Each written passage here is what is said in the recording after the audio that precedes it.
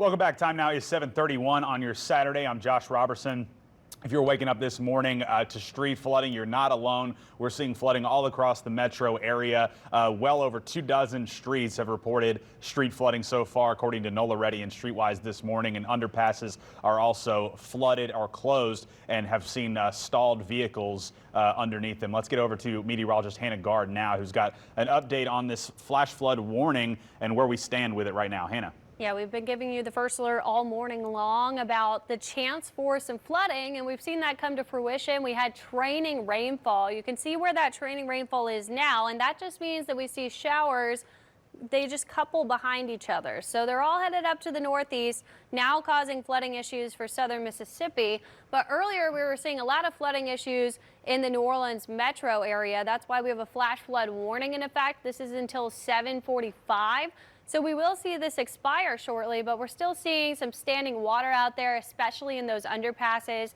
Many of those are shut down. This includes northern Jefferson and much of Orleans Parish and the West Bank, where we've been seeing the worst of that flooding. Now, the good news is the rain has cleared out. So if you're waking up this morning and wondering where all of that water came from, there was heavy rainfall earlier.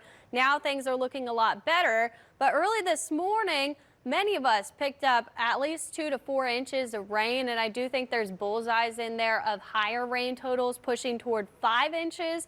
The problem is we've lost that Slidell radar, so we can't get those radar indicated rain totals. We're relying on some of these MEDA sites out there. So we've seen at least 2 inches out toward Kenner, Jefferson, 2.4 inches, down on the West Bank, 2.4 inches of rainfall, and then really bad from this corridor from downtown up through Michoud, where we're seeing almost 4 inches of rain, and I guarantee you there's some higher totals in there as well. So now we're going to watch for this aerial flood advisory for Bay St. Louis all the way to Biloxi. This is in effect until 9:15 because we're still seeing some of that training rainfall, and then it takes some time for that water to dissipate. So from Stennis all the way through Biloxi, the I-10 corridor there, we're still seeing that heavy rainfall. Now, they've already seen some rain totals here of over 5 inches in this bullseye along I-10. And then over to the east, we're also seeing a lot of purples here. So that's 4 to 5 inches of rain, radar indicated, and the radar is much better over in that direction. I want to show you, though, the 2-day rain total. This kind of started Thursday night, this rain event. Our sites are really not that accurate. We're seeing about 1/2 inch, 2 inches at the airport, which this is a little bit closer to what we've seen today. And then we have those 1 inch, 3 inches in Baton Rouge. But look at these circles. You can see the circle of colors there. This is the Mobile radar site. And then we have Lake Charles over to the west. So it is really difficult to see exactly how much rain we've had. But at the airport site yesterday alone, we got 2.53 inches of rain. That was the wettest day of the year, and it set the record for December 1st. I wouldn't be surprised if we push toward that today, especially because I think we'll get some more rain showers as we go throughout the morning. So more storms are expected.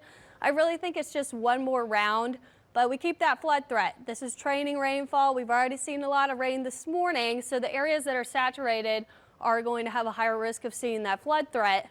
Lingering rain until Sunday, but that I think is going to be really light rainfall. And the good news, the rain potential keeps tapering down the more we see those showers through the morning. So anything that comes through, I think we'll see about 1 to 2 more inches of rainfall. Those isolated higher totals will push maybe toward 2.5 inches. But I just think the flood threat is mostly subsiding. But what I'm worried about is this little line of storms that's moving ahead of this cold front moving through. That is going to pass through the metro again. And this is training because we just don't have a lot of motion with this front. It's not pushing everything eastward fast. So we're going to still have that flood threat. But behind this, we have a lot of cold air. We're looking at this cold front that will eventually move through by tomorrow. So playing that out, you can see we still have those storms moving through by the late morning hours.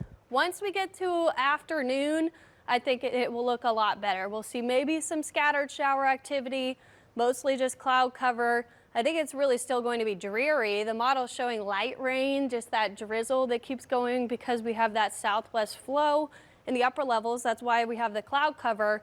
But once the front moves through, it's going to dry things out a lot. We lose a lot of that atmospheric moisture. So that will be good news. Right now, just a dreary side outside. We're not really seeing any rain, but it is a little bit foggy out there.